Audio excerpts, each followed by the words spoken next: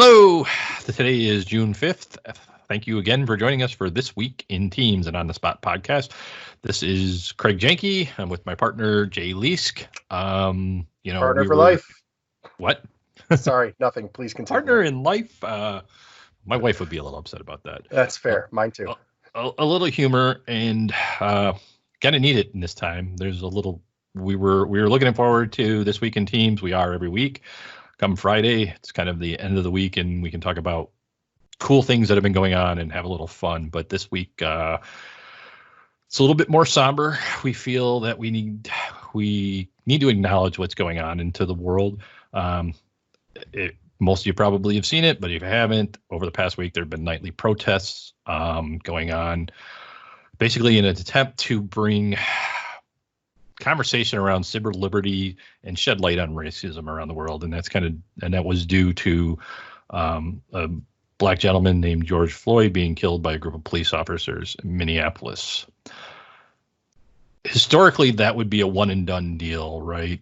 Something that shows up for a day or two. People would lay flowers at his graveside, or not his graveside, but where the accident happened. There would be a small protest, and then we'd move on. The news cycle, something else would happen. This really feels different, like a tipping point that has finally been reached, and a much needed one, where people, all races, all nations, all are just standing up and saying this should not happen in today's world. People need to be treated fairly.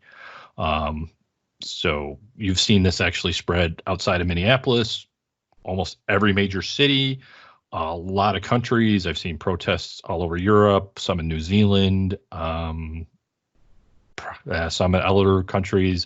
It's happening all over the world. Huge demonstrations. We're talking thousands of people. And my small little town of 10,000, located just barely outside the suburbs of Chicago, kind of on the edge of farm fields, is having a protest. And there have been protests in towns all around the area. So it's something that we needed to talk about, and we didn't feel that we could ignore that. Yeah. Jay, do you have any thoughts? Yeah.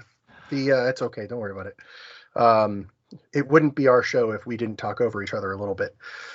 During the time that we were even just preparing for the show, I got an email from my wife that my daughter brought up Black Lives Matter, and my wife got to talk to my 7-year-old about racism. In my town last night, feels like a while ago, but it was just last night. There was a drive-through protest organized in concert with the police, which was really nice to see.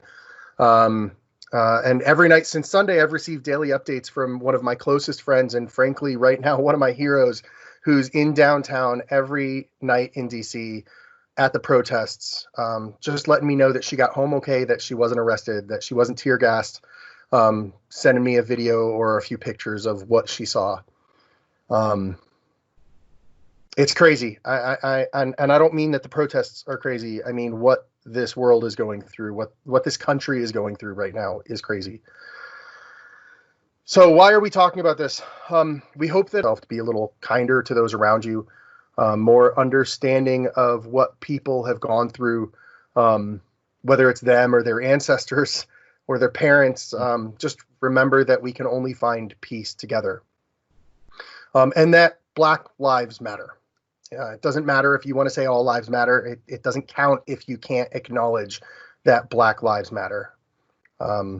So saying this isn't about our platform, the tens or ones of listeners that we may have. This is about the world of which we're just two guys who live in it. And because of that, we have a great privilege to bring this show to the internet every week. And it would be irresponsible not to acknowledge what's going on.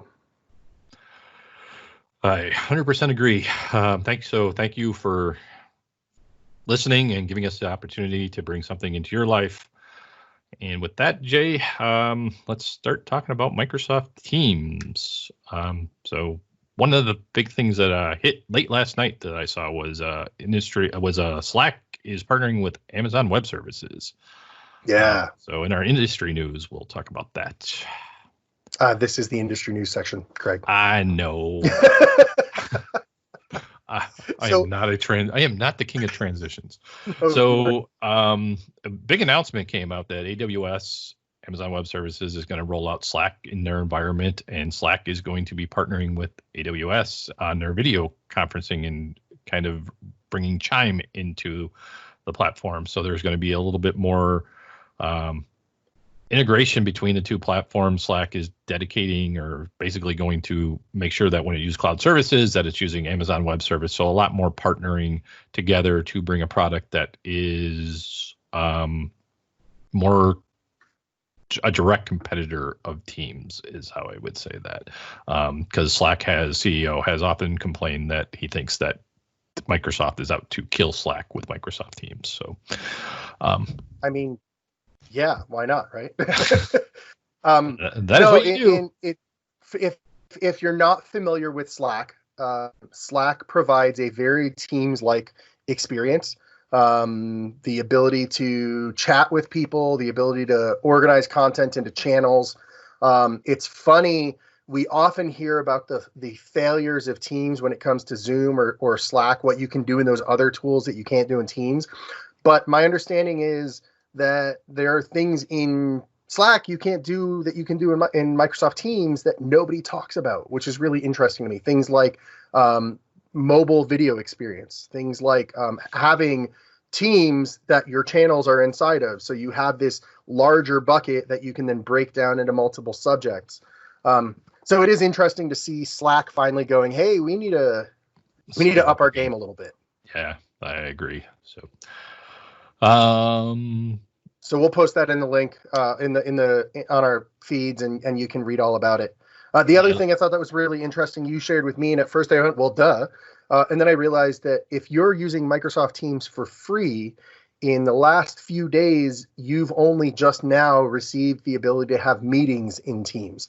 So welcome to modern Microsoft Teams, and enjoy your meeting times.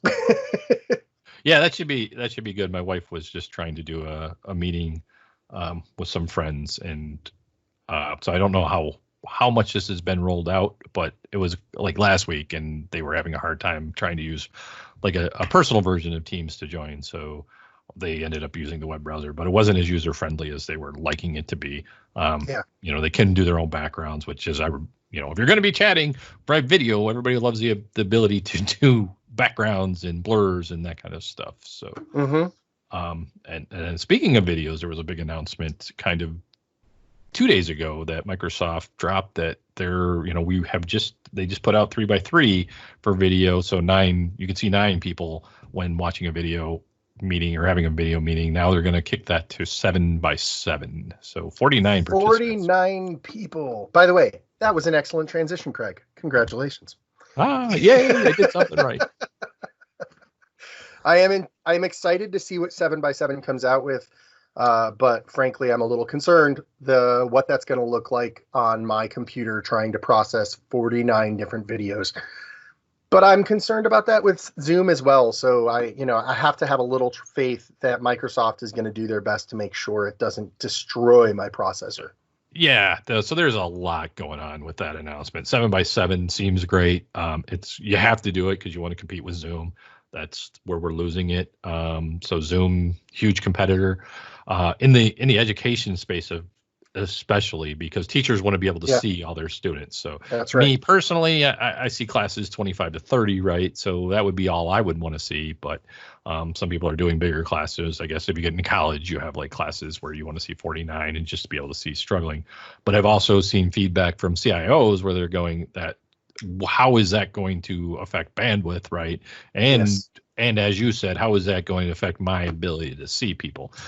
My personal why I'm hesitant that they announced this or why I'm not thrilled with it was they announced 3x3 and then it took them weeks to come out with that. So on all the social media channels, the Facebook, the Twitter, it was like, anybody know when 3x3 is coming? Anybody know when? Every day, is there an update on it? Is there an update on it? And it takes it a while to roll that stuff out and roll it to as many users as Microsoft has. So my concern is, when is 7x7 coming? Is it going to be 5x5, 6x6, and then 7x7, or are they just planning to roll this out at the end of summer? Yes. So I completely agree with you. And in the light of it takes blah, blah, blah forever for these features to come out. I logged into the on the spot tenant for this session because normally I'm logged into my day job. And I was greeted with this fantastic message. So if you're able to see my screen, you can see a message. Chats are a poppin'. The on-the-spot tenant is a completely normal commercial tenant, no special privileges, no special access like Craig does as an employee of Microsoft or me as a partner. So I now have pop-out chat, and I'm super excited about that. And thank you for tolerating me sharing my screen. Yeah, that is actually a great feature. It's nice to move the chat to a separate monitor or a separate section while you're having a meeting going on and doing the bat channel chats that everybody does so that you can make fun of the presenter. Did you say bat channel chats? Yeah, the bat channel. That's what I call them, but I meant back. All right. So there's decidedly little in news this week. We had Slack and AWS announcement in the industry. We had the meetings. We had the 7x7. If you are interested in seeing what else is out there, one of my connections on LinkedIn, who is also a pretty decently known in the community, the Microsoft community there, Sven Seidenberg. I'll go ahead and link to his LinkedIn there.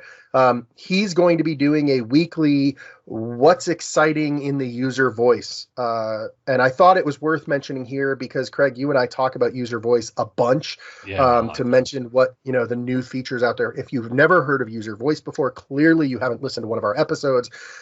And thank you for giving us a try. User voice is Microsoft's way of gathering feedback from the community.